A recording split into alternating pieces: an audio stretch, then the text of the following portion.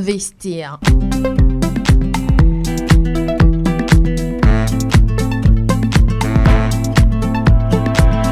Investir. Auditeurs et auditrices de Radio Diena, bonjour et bienvenue dans votre émission Investir. Investir, c'est votre programme hebdomadaire qui fait la lumière sur les entrepreneurs togolais et africains. Occasion pour ces entrepreneurs de vous présenter leurs marques, leurs produits. Pourquoi vous tournez vers leurs produits? C'est l'objectif de cette émission. Vous donner des détails sur les différentes marques lancées par les entrepreneurs togolais et africains. Et pour ce numéro de Investir, nous recevons une promotrice dans notre domaine. Il s'agit de la biscuiterie. Nous sommes avec la promotrice de la marque Valk Vivi, Hale Chouchou d'Akwega. Elle est togolaise. Bonjour madame. Bonjour Tata. Je suis Edwige Dibodi Apelou. Voilà. Bonjour Edwige. Sans protocole. Alors, vous savez, comme toujours, avant de se lancer dans la production, ou bien d'abord dans la production de quelque chose, ou après on se dit, bon, il me faut un nom. Le nom vient et après on se dit, il faut vulgariser ce produit que je suis en train de transformer et qui devient quelque chose. Ça veut dire qu'il y a tout un processus autour, mais avant, il y a un déclic. Alors, vous, pour lancer Valk Vivi, quel a été ce déclic-là, madame? Je vous remercie. Déjà, c'est une entreprise familiale. Ah, d'accord. Je dirais. Et voilà, depuis le bas âge, je touche un peu de tout ce que maman faisait. Ah, d'accord. Et il arrivait. Et tous les matins, j'allais vendre les biscuits, les pains chauds avant d'aller à l'école. Ah ben, vous, le matin avant de partir à bien l'école, sûr, vous devez vendre bien le sûr, pain puisque chaud, les biscuits et tout ça. Les gens devaient faire le petit déjeuner avant d'aller au service, bien sûr. D'accord. Même arrivé au lycée, j'ai continué. Je vendais même au lycée des petits produits, des achomos et autres que je faisais moi-même. Déjà au lycée, même quand j'ai commencé par travailler, je revenais durant les vacances, durant les fêtes de fin d'année, pour promouvoir les biscuits pour maman. Pour la maman. Et c'est naturel que ça tombe sur moi. Quand vous devenez adulte... Quand maman a décédé. Ah, le transfert a été automatique. Automatique, oui. Parce qu'il fallait poursuivre l'activité de maman et tenir bien bon d'abord. C'est ça. Donc, à quel moment vous avez... le transfert a été... En 2005. En 2005. Oui. Là, vous avez déjà fini l'école ou bien... J'ai fini l'école, j'ai commencé par travailler. Mais j'ai pesé le pour et le contre. J'ai laissé le travail et j'ai pris ça, l'entreprise familiale en main. Et vous étiez dans quel domaine spécifiquement quand vous avez J'étais dans Crédit Épargne. Crédit Épargne. Et vous avez laissé le crédit et l'épargne? Bien sûr. Les échanges avec les clients? Bien sûr. Et vous êtes tourné vers la fabrication? Et j'ai jamais regretté. Vous ne regrettez non, pas? Alors oui, c'était une passion pour vous depuis l'enfance? Oui, je dirais depuis l'enfance, une passion, oui. Comment vous avez su tirer profit de la présence de maman à vos côtés? Comme je l'ai déjà dit, je touchais à tout. Quand elle le faisait, vous étiez là? Bien sûr. Et avec maman, tu dois toujours faire quelque chose. Et tu dois faire le commerce. C'est pour ça qu'on nous l'a appris dès le bas âge. Le fait d'aller vendre. Le pain même, maman nous donnait le pain et le beurre, on l'achetait pour nous-mêmes et le bénéfice c'est pour nous. D'accord. Donc ça veut dire qu'elle vous conteste là le pain et le beurre. Vous achetez, vous allez, vous vendez, vous venez, vous le remettez ce qu'elle vous a vendu. Le reste c'est pour vous. C'est pour vous. Donc tout petit ou bien toute petite, on vous a appris à entreprendre. Déjà à l'âge de 8 ans, j'étais au CE1. Vous entreprenez déjà. Est-ce que ça a été un atout pour vous aujourd'hui, vous qui êtes promotrice d'une société qui sort d'un processus familial? C'est un atout. Un atout. Même déjà au lycée, on m'appelait politique commerciale. Puisque chaque fois on me voit avec mes produits, et je faisais le tour de tout l'établissement. Des classes, des salles de classe oui, et tout. Durant la récréation.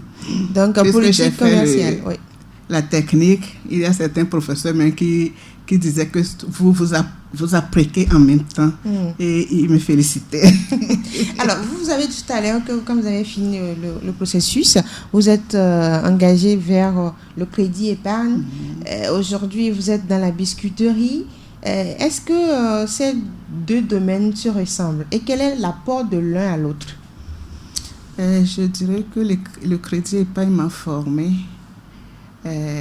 dans ce sens que je connais un peu le genre humain. Oui. Et comment faire sa comptabilité, sortir le bilan et autres là. Ça m'a formé quelque part. Donc ça veut dire qu'on peut se lancer dans l'entrepreneuriat sans s'y connaître, mais à un moment donné, il faut aller à l'école de la gestion de cet entrepreneuriat. C'est cela? C'est ça. C'est l'apport en fait du crédit épargne à votre commerce aujourd'hui. Oui. Alors Valk Vivi, quelle est la signification? D'où sort ce nom? Valk Vivi, bon, je m'appelle Viviane, j'ai oublié de dire ce nom. C'est un autre prénom encore qui s'ajoute. C'est Viviane Loïs. Ah, Viviane Loïs. Allez, Chouchouda, Kwega Chouchouda, un nom composé. Ah, c'est Kwega Chouchouda qui est le nom composé. D'accord. Valk, c'est les initiales des noms de ma maman pour l'immortaliser. Puisque c'est ça mais que j'ai pris, j'ai voulu immortaliser son nom et l'activité. Donc vous avez pris votre prénom et les initiales du nom de maman. Et alors, mais au-delà du fait que ce sont des noms qui ont été composés pour faire Valk Vivi, mais quand même il y a une vision autour de Valk Vivi. Quelle est cette vision-là autour de votre marque? La vision de Valk Vivi, c'est satisfaire la clientèle, la population, lui apporter un nouveau produit ou bien des produits acceptables, de qualité. Et pourquoi pas aller dans le monde entier. D'accord. Et donc, le nom Valk Vivi vous booste à réaliser cette vision? Bien sûr, je me dis que si c'est avec ça que maman nous a éduqués, nous a mis à l'école, pourquoi ne pas pérenniser cette activité pour que mes enfants, mes descendants aussi, prennent la relève un jour. Est-ce que quand vous avez décidé de laisser la profession pour laquelle vous êtes engagé et de vous tourner vers l'entrepreneuriat en continuant ce travail de votre maman, l'entourage a compris cette décision que vous avez prise? En tout cas, je ne sais pas trop. Vous n'avez pas eu de retour? On vous a rien dit? Oui. Surtout les clients. Les clients bon, je dirais qu'ils ont été satisfaits. Parce que déjà, à la mort de maman, au funérail, je les attendais chuchoter. Qui pourrait la remplacer? Pour surtout ces gens du grand marché là. Alors, ça a fait un déclic et après analyse, j'ai fait un choix. Maman avait peut-être travaillé avec des idées traditionnelles parce qu'elle était dans la fabrication, il y avait tout était peut-être artisanal et tout. Mais là, quelle est la touche que vous avez apportée pour vous démarquer un peu de ce travail que votre mère faisait pour imposer maintenant votre marque aux clients? C'est ce produit que maman faisait. Les biscuits. Les biscuits coupés en grosseur comme ça. Oui. Que maman faisait. D'accord. On peut l'ouvrir? Et bien sûr. D'accord. Donc c'est un biscuit qui existe sur le marché.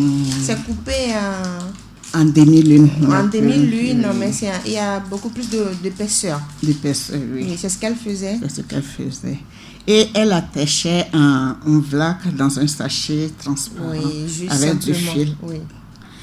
Et bon, au fil des années, quand je suis arrivée, j'ai formalisé d'abord. Et j'ai commencé par le couper comme ça aussi. Un petit dé? Un petit dé, en toute petite demi-lune. On l'appelle petite demi-lune. Il y a un petit dé et un petite demi-lune, demi-lune. comme la petite Mais coupure de ça. il n'y a pas trop d'épaisseur, c'est beaucoup plus fine, c'est ça. Plus fine, c'est ça. Donc quand vous êtes arrivé, c'est la touche que certes vous avez gardé ce qu'elle fabriquait. Et ça, j'ai conditionné en sachet, j'ai trouvé des étiquettes. Vous avez changé en fait. Vous avez, je vais dire, modernisé un peu les choses. Le conditionnement. Le conditionnement pour rendre beaucoup plus attrayant, oui. la marque. Et donc c'est ce qu'elle faisait. Après, l'idée est venue de transformer ça pour autre chose. pouvoir les mettre en bouteille. Ça, c'est pour pouvoir les mettre en bouteille, que ça ne soit pas en sachet. Oui. D'accord. On reviendra sur la présentation de ces différents produits. Mais depuis que vous vous êtes lancé là-dedans, est-ce que vous avez une satisfaction? Bien sûr, je suis satisfaite. Depuis 2005, Bien sûr, surtout quand on m'appelle, on dit « Ah, félicitations, vous avez de bons produits ». Et quand on m'appelle avec l'étiquette en main depuis l'Europe pour chercher le numéro, l'adresse, c'est ma satisfaction. Donc, le produit se retrouve à l'extérieur. Bien sûr. Et votre cœur est apaisé. Voilà. Nous sommes dans Investir avec la responsable de la marque Valk Vivi. On marque une pause, on revient juste après. Investir.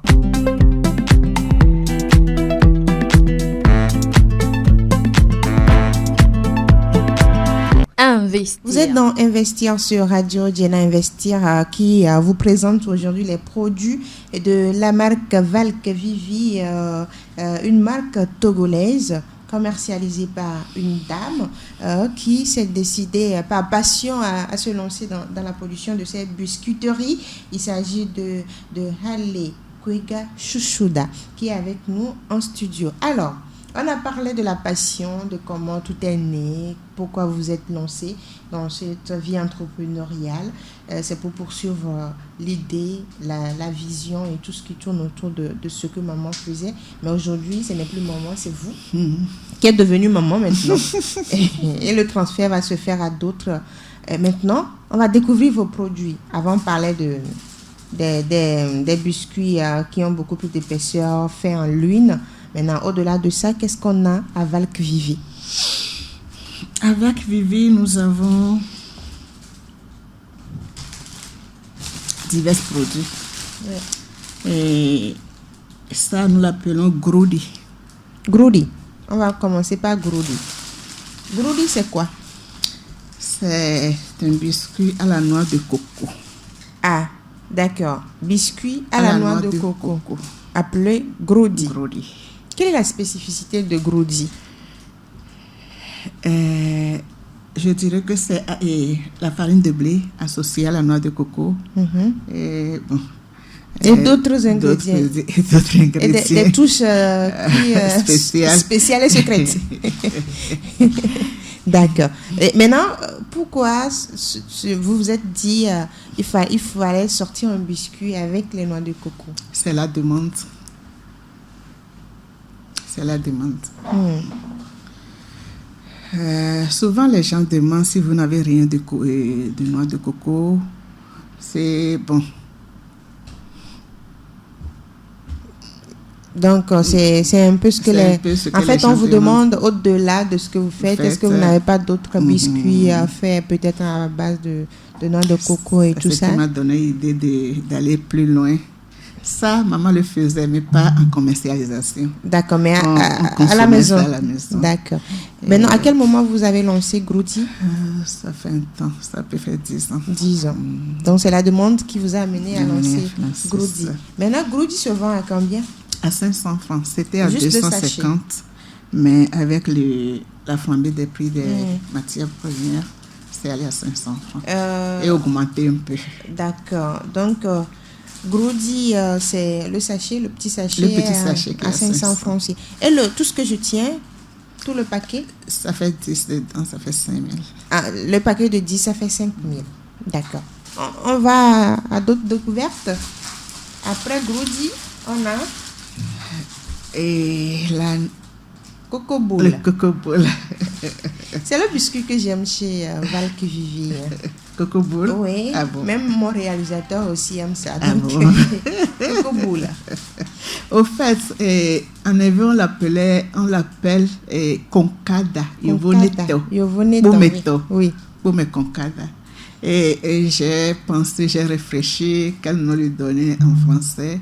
Je me suis dit, c'est une boule. Oui.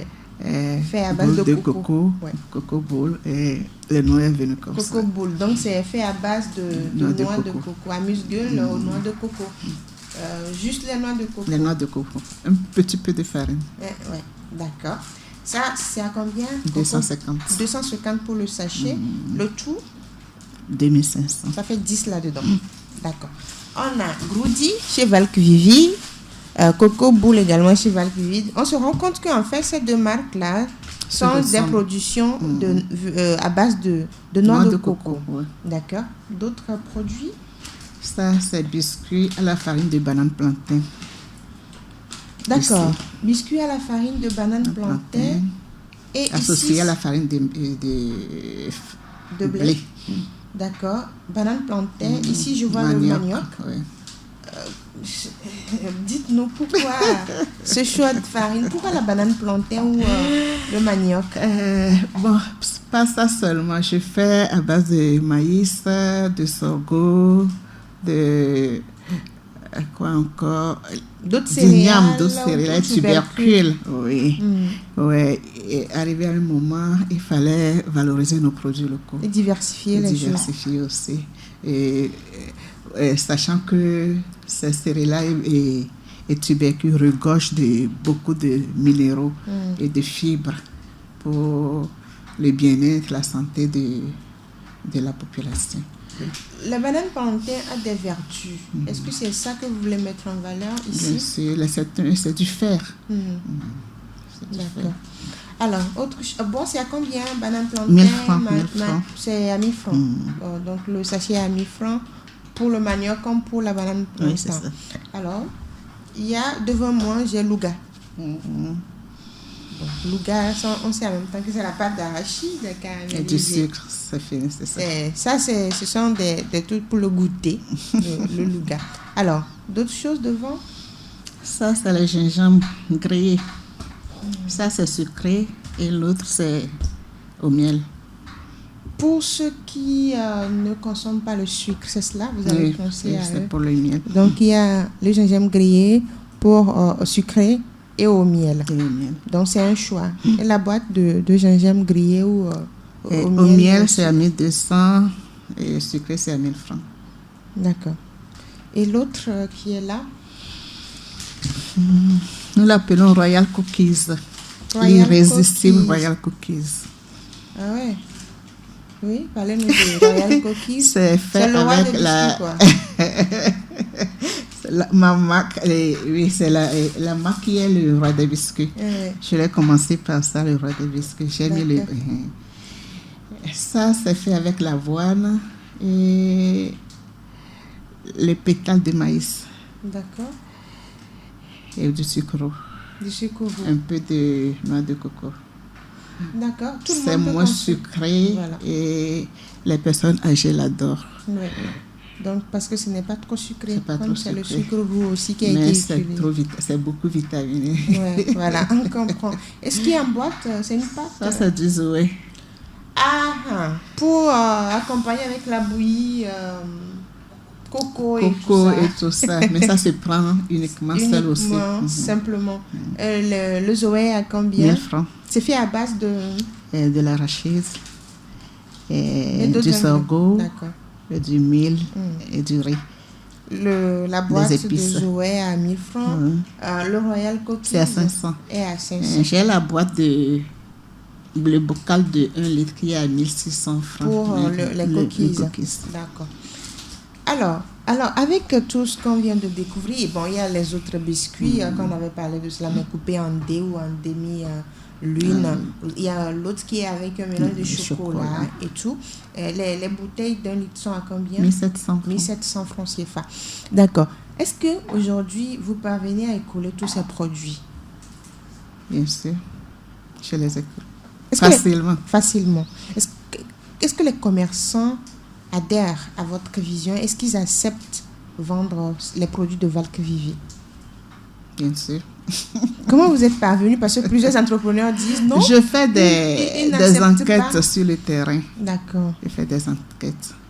Dans les supermarchés, il arrive que je distribue des flyers, des questionnaires à remplir pour voir le besoin et l'appréciation de mes produits.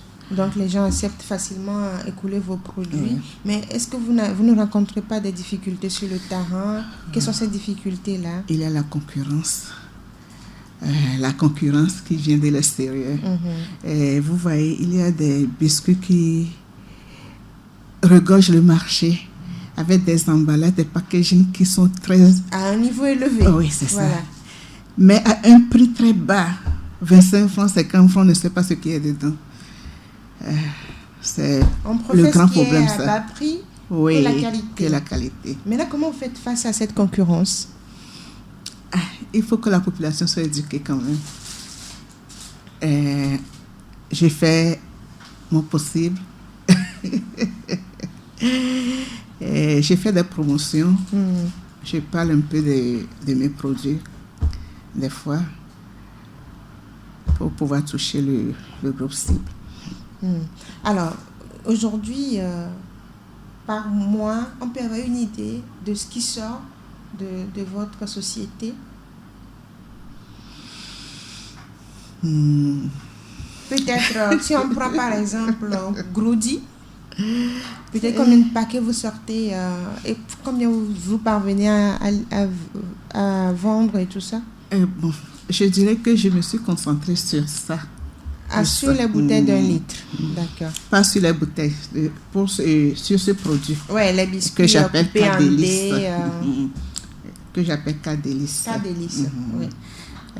Ça, je fais ça tous les jours que Dieu fait. Tous les jours, sauf les dimanches. Et ça se coule tous les jours. Ça donc sort la tous les jours. fabrication, c'est de lundi à samedi? À samedi. D'accord. À samedi. Et je ne peux pas mentir, ça sort. Vous arrivez à vous en sortir, oui, malgré les difficultés et tout ça. Maintenant, que pensez-vous qu'il faudrait faire pour aider les entrepreneurs togolais? Parce que vous avez parlé de la concurrence, du packaging et tout. Comme je l'avais dit, il faut éduquer la population, leur parler du bien fondé du consommer local, pour leur santé d'abord et pour le pays, oui, le bien du pays, le développement du pays. Et oui, c'est ça. Les éduquer, organiser des séances comme vous le faites ici, pour parler beaucoup plus des déguster, la dégustation des produits et autres. Là. Alors, de quoi vous avez besoin pour être beaucoup plus grand aujourd'hui? Si quelqu'un veut investir dans Valk Vivi, c'est possible? Bien sûr, c'est possible. Comment la personne doit procéder? Nous sommes ouverts. Vous êtes ouverts en discussion. Et de quoi vous avez besoin? C'est le matériel, c'est le financement? Oui, les deux. Matériel et financement. Donc, si pour pouvoir arriver à l'industrialisation. D'accord. Donc, si un investisseur doit venir vers Valk Vivi, c'est penser peut-être au financement ou à l'investissement. Au financement ou au matériel pour vous aider à aller loin. Alors, est-ce qu'aujourd'hui, on peut vous retrouver sur tout le Togo, dans toutes les villes? Je suis dans certaines villes quand même, mais je ne couvre pas le Togo, tout le Togo. Qu'est-ce que vous pensez faire pour couvrir tout le Togo? Ma vision, c'est franchement de toucher tout le Togo, couvrir tout le Togo et aller à l'extérieur. Alors, on se prépare pour un plan d'affaires et pour arriver là. Bientôt, ça va arriver. Ça va arriver. Alors, est-ce qu'on peut trouver vos produits, par exemple, dans la sous-région? Oui, au Sénégal, en Côte d'Ivoire, à Cotonou. Donc, au Bénin, en Côte d'Ivoire et au Sénégal, au-delà du Togo. Alors, au Ghana aussi. Alors, pour un auditeur qui est en train de nous suivre actuellement, mais qui est à l'extérieur de l'Afrique, peut-être en Occident, est-ce qu'il peut avoir accès à vos produits? Comment faire des commandes? En Occident, je dirais En France, je suis en train de négocier avec quelqu'un qui a déjà pris pour un essai. Et le retour, c'est que la population a aimé, ou bien le groupe ciblé a aimé. Et on pense comment faire pour surtout l'envoi, pour faire l'envoi et autres là. De ces produits. Ça, c'est en France. Maintenant, est-ce que quelqu'un peut appeler Valk-Vivi pour faire des commandes et vous envoyer? Bien sûr, parfait. Et même dans la sous-région, on envoie des colis comme ça. Donc, c'est possible de faire des commandes partout. Une personne écoute actuellement l'émission et veut découvrir vos produits. Il suffit de vous appeler sur quel numéro? 90 08 51 19. Oui. 99 47 82 102. D'accord. Plus 228 90 08 51 19 99 47 82 62 pour avoir accès aux produits. 93 54 69 06. Oui, il y a 3 numéros, voilà.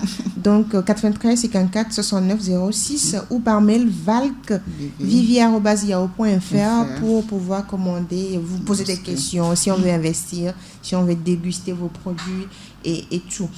Alors, nous sommes presque arrivés à la fin de cette émission, mais quand vous vous réveillez, il y a toujours quelque chose qui vous booste, qui vous encourage, qui vous dit il faut tenir bon parce que demain, Valk-Vivi sera autre chose. Quelle est cette chose qui vous booste? Comme je l'avais dit, je vais pérenniser Valk-Vivi. Je vais immortaliser le nom de ma maman et je vais donner quelque chose à mes descendants. Et pourquoi ne pas apporter la satisfaction à la population? C'est un peu l'idée. L'idée, ça. Et quelle est cette phrase qui vous motive? Valk-Vivi, les biscuits, roi des biscuits et des petits délices. Valk-Vivi, roi des biscuits et des petits délices. Donc, c'est avec cette phrase que vous réfléchissez pour transformer les choses chaque jour. Ça me donne le déclic d'aller plus loin, de satisfaire la clientèle, de faire ce qui est bon, de garder la qualité. Aujourd'hui, depuis 2005 à aujourd'hui, êtes-vous satisfaite? Je l'avais déjà dit. Je sais pourquoi. Il y a une autre question qui vient. Si vous êtes satisfaite, est-ce qu'on peut dire que Valk-Vivi a atteint le sommet? Pas encore. Voilà. Ça veut dire qu'il y a encore des choses à faire. C'est cela. Vraiment. Il y a des stratégies à mettre en place pour vous aider à aller beaucoup plus loin. Merci beaucoup, Halé Kwega Chouchouda, d'avoir accepté notre invitation.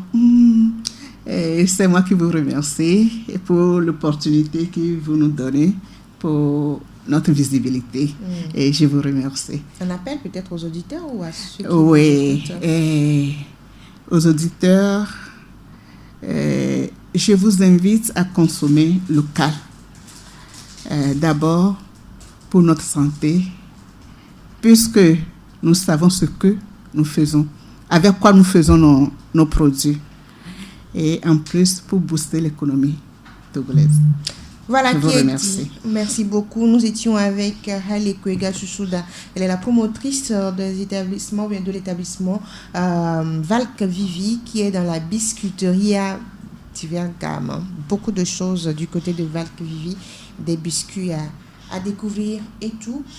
Mais avant elle a déjà placé son mot de fin, mais j'ai une question qui me vient en tête. Aujourd'hui, le blé c'est un problème par rapport au blé et tout ça.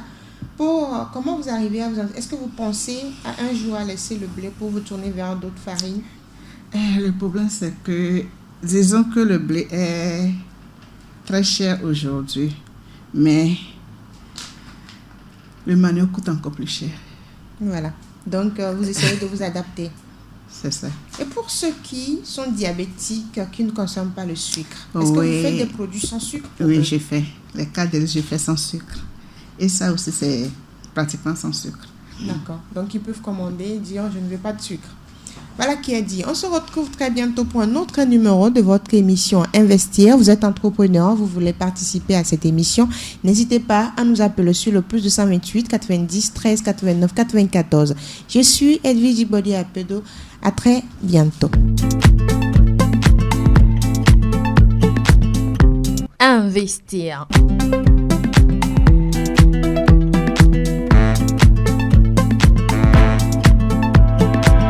Investir.